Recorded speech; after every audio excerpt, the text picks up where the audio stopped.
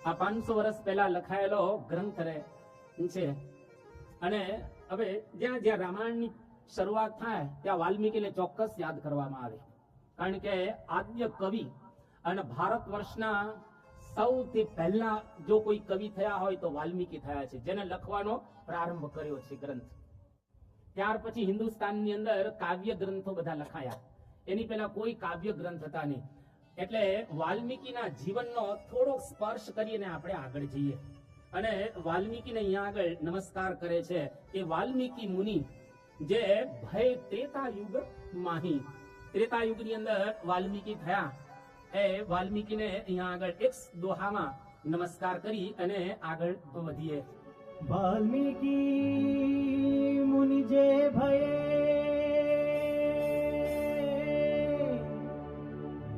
त्रेता युग के द्वार, वाल्मीकि मुनि जे भये त्रेता युग के द्वार, सो अब ही कलिकाल में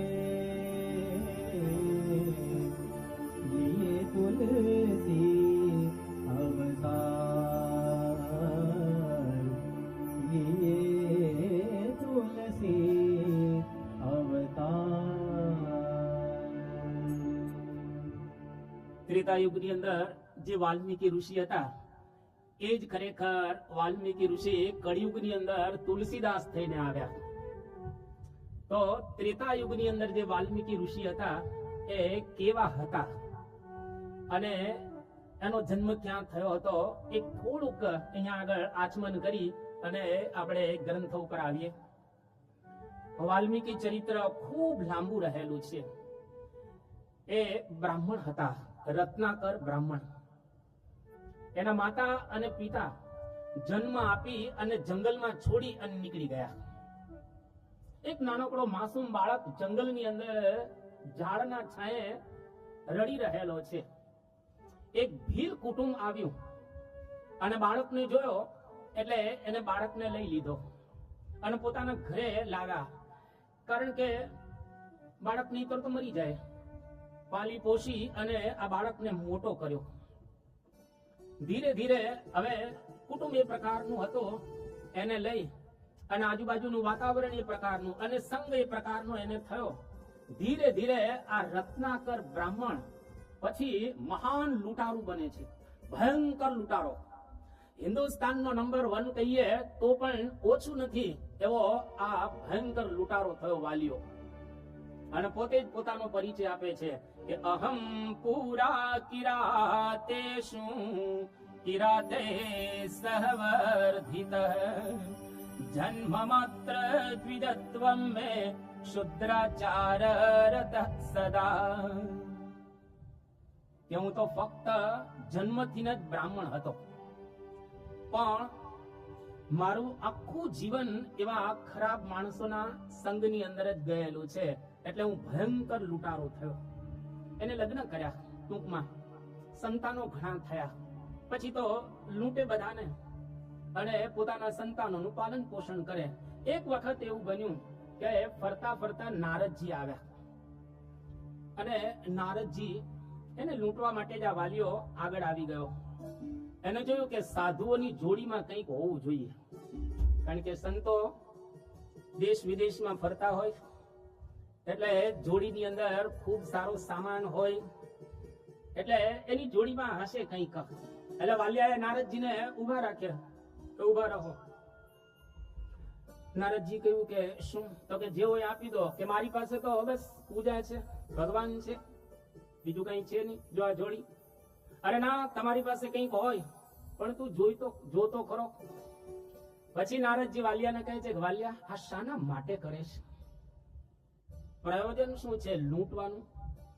ત્યારે વાલિયાએ જવાબ આપ્યો કે મારા જે બધા કુટુંબના સદસ્યો છે એનું ભરણ પોષણ કરવા માટે હું લૂંટી રહેલો છું. તારા નારદજી સુંદર વાલિયાને કહે છે કે વાલિયા, તું આ પાપ કરે છે એ પાપમાં ભાગીદાર પેલા લોકો થવાના છે, પૂછી આવજા. તું કોકને લૂંટે, મારે, ખૂન કરી નાખે તો પાપ તો લાગે જ. એ પાપના ભાગીદાર પેલા થવાના છે તો તું લૂંટવાનું ચાલુ રાખ. જો પાપમાં ભાગીદાર ન થવાના હોય તો લૂંટવાનું બંધ કરી દે. વાલીઓ કે થાય જ ને, કારણ કે મિલકતના ભાગીદાર થાય તો પાપના ભાગીદાર તો થવાના જ હોય ને, સ્વાભાવિક રીતે. પણ પૂછી આવજા. પણ કે હું પૂછવા જાઉં તો તમે અહીંયાથી જતા રહો, કે હું નહીં જાઉં, હું સાધુ છું. એક વખત વચન આપે સાધુ ફરે નહીં, અને જે વચન આપીને ફરી જાય સાધુ ન કહેવાય. એટલા માટે હું અહીંયા આગળ ઉભો છું જાતું. અને વાલીઓ ગયો ઘરે પૂછવા માટે, અને એના ધર્મપત્ની દીકરાઓ બધાને પૂછ્યું કે હું તમારા માટે આ પૈસા બધું લાવું છું, ચોરીનો માલ, એમાં તમારો ભાગ છે, તો હું જે પાપ કરું છું એ પાપમાં પણ તમે ભાગીદાર થશો? ત્યારે બધા શું બોલે છે કે પાપમ તવેવ તત્સર્વમ વયમ તો ફલભાગિનઃ, કે અમે કોઈ પાપના ભાગીદાર થવાના નથી, અમે તો ફળમાં ભાગીદાર થવાના છીએ. દુનિયામાં પાપ કોઈ ભોગવી નથી આપતું, એટલું યાદ રાખવું. તમે કરેલા પાપ તમારે જ ભોગવવા પડે. આ જન્મે ભોગવો કે પછી 1000 જન્મ પછી ભોગવો, પાપ કોઈને છોડતા નથી. એ જાણીને પાપ કરેલા હોય કે અજાણતા પાપ કરેલા હોય, પાપ એટલે પાપ, અને ભોગવવા જ પડે. એમાં કોઈ છૂટકો નથી. ખાનગીમાં કરો તોય ભોગવવા પડે, જાહેરમાં કરો તોય ભોગવવા પડે. પાપ કોઈ દિવસ કોઈને છોડે નહીં. એટલે વાલિયાએ જોયું કે ઓહો, આખી જિંદગી પાપ કર્યા છે, ક્યારે છુટકારો થશે? એટલે નારદજી પાસે આવ્યા અને નારદજીને કહ્યું કે નારદજી પૂછી આવ્યો, કોઈ પાપમાં ભાગીદાર નથી, હવે મને ઉપાય બતાવો, મારે આ જ જન્મે છૂટી જવું છે, એટલું યાદ રાખજો. એવા સંત મળવા જોઈએ, નારદ જેવા. કેટલા સદભાગ્ય આપણા રહેલા છે કે આજે નારદ જેવા સંત, પરમ પૂજ્ય મહંત સ્વામી મહારાજ આપણને તો પ્રાપ્ત થયેલા છે. એટલે એક્ઝેક્ટ આપણે જગ્યાએ આવી ગયા છીએ. તો પાપ આપણે સંતની પાસે કહેવાના હોય, અથવા તો કોઈ સમર્થની પાસે પાપ કહી દે, પાપ બધા ધોવાઈ જાય. બહુ સુંદર જેસલ તોરલની કથા છે. જેસલ અને તોરલ વહાણમાં આવતા હતા અને ભયંકર મોજા આવ્યા. એટલા બધા મોજા આવ્યા કે ન પૂછો વાત. વહાણ ડૂબવાની શરૂઆત થઈ ગઈ. એ વહાણ ડૂબવાની શરૂઆત થઈ એ વખતે તોરલ સતી બેઠા હતા. સંત નહીં, સતી. સંતનો મહિમા તો સતી કરતા અનંત ગણો રહેલો છે. સતી બેઠા હતા એક વહાણની અંદર અને જેસલને કહે છે કે જેસલ, પાપ તારું પ્રકાશ જાડેજા, ધર્મ તારો સંભાળ રે, તારી બેલડીને બુડવા નહીં દઉં. તે જે પાપ કરેલા છે, પાપ બોલી જા. 4 લાખ મોર મારેલા, મીંઢળ બંધા, હજારો મૂર્તિઓને મારી નાખેલા, કેટલાય સસલા મારી નાખેલા. આ જેસલ આવો પાપી હતો. અને છેલ્લે જેસલ કહે છે કે જેટલા મથેજા વાળ, સતી રાણી, જેટલા મથેજા વાળ એટલા કર્મ તો મેં કર્યા. માથાના જેટલા વાળ છે એટલા પાપ કર્યા છે, પણ બધા જ પાપ જ્યારે બતાવી દીધા, બધા જ ભૂસી નાખ્યા. જો સતી પાપ ભૂસી શકતી હોય તો સંત ન ભૂસી શકે. વાલિયાએ નારદજીને કહ્યું કે નારદજી, બહુ પાપ કર્યા છે. નારદજી કે ચિંતા ન કર, બેસ અહીંયા આગળ, હું આવીશ. પ્રતીક્ષા તારે કરવી પડશે, હું આવીશ અહીંયા આગળ, પાછો આવીશ. અહીંયા આગળ બેસ અને રામનું નામ લેજે. રામ રામ રામ રામ રામ. એ કે નહીં ફાવે, એ બિલકુલ નહીં ફાવે. કેમ કે એકાગ્ર મનસા એવ મરેતિ જપ સર્વદા, સર્વ સંગ વિહીનસ્ય વાલ્મીકો ભુન્મમો પરી. કે નારદજી, મને રામ રામની કોઈ ટેવ નથી, આદત નથી. બાકી જો તમે બોલતા હો ને કહેતા હો તો મરા મરા બોલું.